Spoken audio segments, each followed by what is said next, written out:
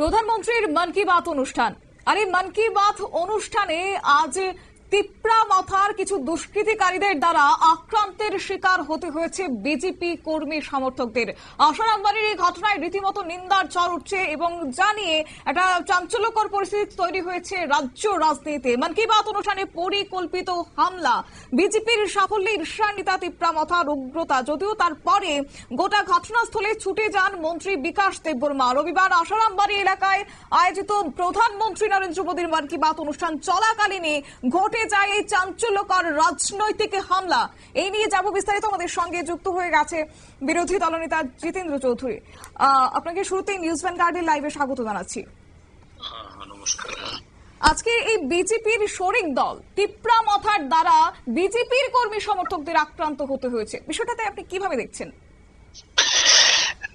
না, এটা আমি হয়তো এইভাবে বলতে পারতাম, এটা তো তাদের দুটি দলের মধ্যে সম্পর্ক, আর ভারতীয় জনতা পার্টিও এইভাবে অন্য দলের উপর করে থাকে, তিপ্রা মথাও তাই করে। কাজেই সেম সাইড হয়েছে, এই ক্ষেত্রে ভালোই হয়েছে আমি বলতে পারতাম, কিছু না।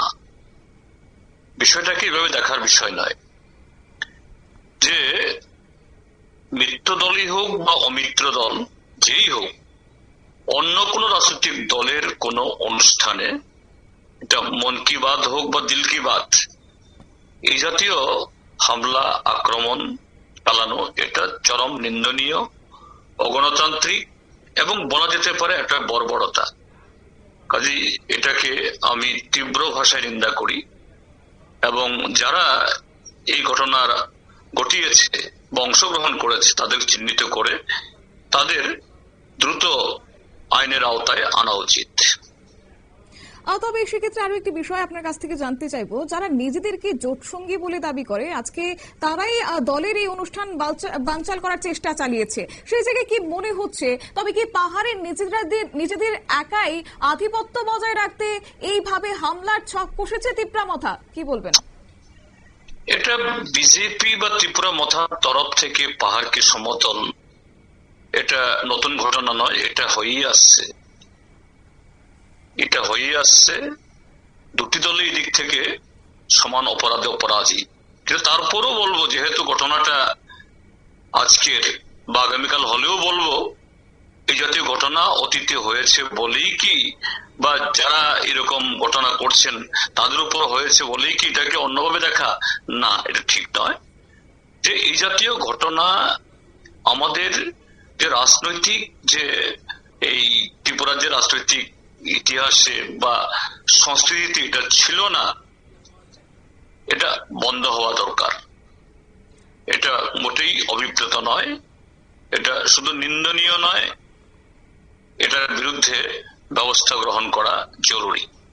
তিপ্রা মথার সুপ্রিমো প্রদ্যুৎ কিশোর বরাবর বলে থাকেন থানসার কথা, বরাবরই জনজাতিদের আবেগের কথা বলে থাকেন। তাহলে আজকের দিনে দাঁড়িয়ে এই হামলার ছক, সেটা কি, এটা কোন থানসা এবার দেখছে? জনজাতিরাই? কি বলবেন? এগুলি কেন শুধু মাননীয় প্রদ্যুৎ মাণিক্য কিশোরী, কেন ভারতীয় জনতা পার্টির যিনি এই বর্তমান সভাপতি মাননীয় সাংসদ রাজীব ভট্টাচার্য মহোদয়ও বলে থাকেন, এই ঘটনায় বলেছেন, এগুলো কঠোর ভাবে দেখবেন, বরদাস্ত করা হবে না। কিন্তু কোন ক্ষেত্রেতেই যারা এই জাতীয় দুষ্কৃতি, এদের বিরুদ্ধে কি শরিক দলের কি নিজের দলের কারো বিরুদ্ধে তারা এরপরে কোন ব্যবস্থা গ্রহণ করেন না। এই কারণেই এই জাতীয় প্রবণতা উত্তরোত্তর বাড়ছে। এটা যে মোটেই সমর্থনযোগ্য নয়। কাজেই এ থেকে ভারতীয় জনতা পার্টি এবং ত্রিপুরা মথা উভয় দলের শিক্ষা নেওয়া উচিত। দুই দলের যারা নেতৃত্ব, তারা এইভাবে যে এই কি বলে এইভাবে আস্ফালন না করে সত্যিকারের দলের ভিতরে যারা দুষ্কৃতী তাদেরকে চিহ্নিত করে, যা হয়েছে হয়েছে অতীতে, আগামী দিন যাতে এই জাতীয় ঘটনা না আরো ঘটে, বাড়তে না পারে, এটা নিজের শরিক দলের বিরুদ্ধেই হোক বা অন্য দলের বিরুদ্ধে, এটা পদক্ষেপ নেওয়া দরকার। নতুবা ত্রিপুরা রাজ্যের এমনিতে আমরা অনেক পিছিয়েছি, এরপরে চিহ্নই থাকবে না, এই জায়গায় এই দুটি দল নিয়ে যাচ্ছে আমাদেরকে। আপনাকে ধন্যবাদ নিউজ ভ্যানগার্ডের লাইভের সময় দেওয়ার জন্য। ধন্যবাদ। আপনারা শুনলেন বিরোধী দলনেতা অর্থাৎ পলিট ব্যুরো সদস্য জিতেন্দ্র চৌধুরীর বক্তব্য। তিনি কিন্তু এই ঘটনার নিন্দা এবং ধিক্কার জানিয়েছেন। একই সঙ্গে এই গোটা ঘটনার পর মন্ত্রী বিকাশ দেববর্মা তিনি ছুটে যান ঘটনাস্থলে এবং তারপরে তুলাশিখর আরডি ব্লকের অন্তর্গত চাম্পা হাওর থানাধীন তকসাইবাড়ি এলাকায় এই ঘটনার অভিযোগ উঠেছে বিজেপির শরিক দল তিপ্রা মথার উগ্র সমর্থকদের বিরুদ্ধে। অনুষ্ঠানে ব্যাপক জনসমাগম এবং সাংগঠনিক সাফল্য, পাশাপাশি প্রধানমন্ত্রীর নরেন্দ্র মোদীর বার্তাকে ঘিরে মানুষের উৎসাহ দেখে চূড়ান্ত ঈর্ষান্বিতা হয়ে মন কি বাত অনুষ্ঠানকে বানচাল করার উদ্দেশ্যে পরিকল্পিতভাবে হামলা হয়েছে বলে একটা অভিযোগ উঠেছে বিজেপির পক্ষ থেকে। অবশ্য তারপর ঘটনাস্থলে ছুটে যান মন্ত্রী বিকাশ দেববর্মা। তিনি আজ কি বললেন শুনুন।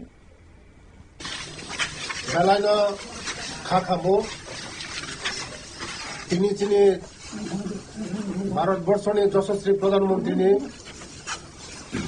124তম মন কি বাত তিনি আশ্রম বাড়িও তক্তায়া কামিও তিনি কার্যকর্তারা যখন মন কি বাত অনুষ্ঠান।